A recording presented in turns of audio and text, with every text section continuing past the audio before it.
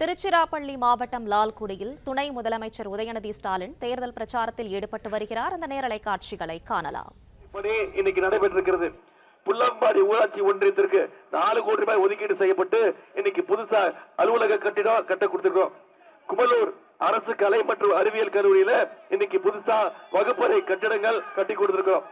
கள்ளக்குடி பூவாலூர் புல்லம்பாடி பேரூராட்சியில இன்னைக்கு 62 கோடி ரூபாய் நம்முடைய முதலமைச்சர் ஒதுக்கீடு செஞ்சு இன்னைக்கு பல்வேறு பணிகள் நடைபெற்று வருகிறது. சுமார் 250 கோடி ரூபாய் மதிப்பீட்டுல இன்னைக்கு கூட்டு குடிநீர் திட்டம் செயல்படுத்தப்பட்டிருக்கு. இத்தனையும் நம்முடைய திராவிட மாடல் அரசு நம்முடைய முதலமைச்சர் அவர்கள் இந்த லால்குடி தொகுதிக்கு செஞ்சு கொடுத்துட்டு இன்னைக்கு மீண்டும் எங்களுக்கு ஒரு வாய்ப்பு கொடுங்கன்னு கேட்டு உங்ககிட்ட வந்திருக்கிறேன். இது மட்டும் இல்ல பல்வேறு திட்டங்கள்ல போன முறை சட்டமன்ற தேர்தல் போது நாம சொன்ன வாக்குறுதிகள் சொன்ன திட்டங்கள் அத்தனையும் செஞ்சு கொடுத்திருக்கிறோம்.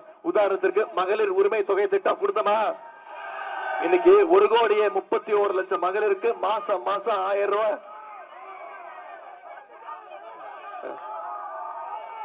1,31,00,000 குடும்பங்களுக்கு மாசம் 1000 ரூபாய் கடந்த 3 வருஷமா உரிமை தொகை நம்முடைய முதலமைச்சர் கொடுத்திருக்கிறாங்க. அது மட்டும் இல்ல மகளிருக்கு கட்டணம் இல்லா பேருந்து திட்டம் கொடுத்த வாக்குறுதியை செஞ்சு கொடுத்து காட்டி இருக்கிறோம்.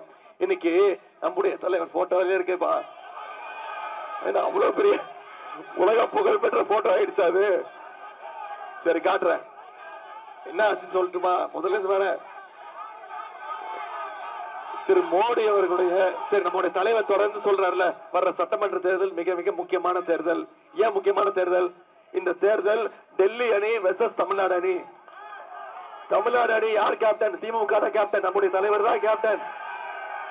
டெல்லி அணின்னு சொல்றோம்ல, கடந்த 5 வருஷத்துல ஒன்றிய பாஜக அரசு தமிழ்நாட்டுக்கு நமக்கு ஏதாவது செஞ்சிருக்காங்களா?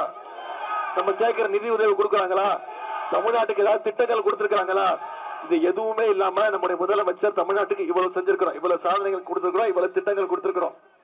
இந்த தமிழ்நாட்டுக்குள்ள பாஜகவை நேரடியா மக்கள் நுழைய விட மாட்டாங்கன்னு இன்னைக்கு அதிமுகங்கிற போர்வையை போத்திக்கிட்டு பாஜக தமிழ்நாட்டுக்குள்ள நுழைய பாக்குது.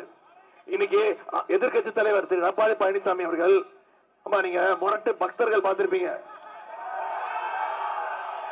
முரட்டு தொண்டர்கள் கேள்விப்பட்டிருப்பீங்க. எங்கேயாவது பார்த்திருக்கீங்களா ஒரு முரட்டு அடிமைய? மோடியோட நம்பர் 1 முரட்டு அடிமை யாரு? இதத்தாமா நான் சொன்னேன். இது ஏதாவது கெட்ட வார்த்தையா? அவருக்கு பயங்கரமா கோபம் வந்துருச்சு. என்ன தெரியும் பண்ணாரு? என்ன திட்ட ஆரம்பிச்சாரு. உதயநிதிக்கு எந்த அனுபவமே கிடையாது, எந்த அனுபவத்தை வச்சு இப்படி பேசுறீங்க அப்படின்னு கேட்டாரு. நான் சொன்னேன், உங்களுக்கு இருக்கிற அனுபவம் எனக்கு கிடையாதுதா. எந்த அனுபவம்? இந்த அனுபவம் எனக்கு கிடையாது.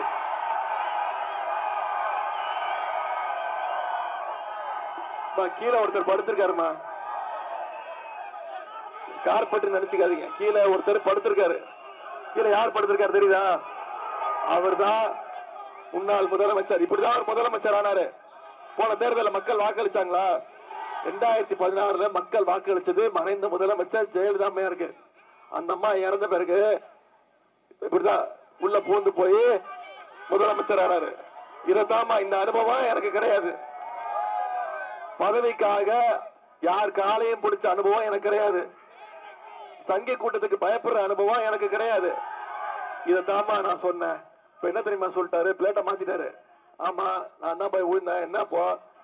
அந்த அம்மா எனக்கு பொறுப்பு கொடுத்தாங்க, பதவி கொடுத்தாங்க, அதனால போய் விழுந்தேன்.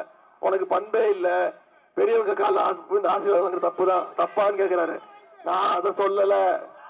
அந்த அம்மா காலில் விழுந்து வாங்குனீங்க, முதலமைச்சர் பதவி வாங்குனீங்க. ஆனா அதுக்கப்புறம் என்ன பண்ணீங்க? அந்த அம்மா காலை வாரி விட்டு நீயா இந்த முதலமைச்சர் ஆக்குறேன்னு கேட்டாரு. அதைத்தான் நான் தப்புன்னு சொன்னேன். இவர் யார் காலெல்லாம் விடுறாரோ எல்லா காலையும் வாரி விட்டுருவாரு. இன்னைக்கு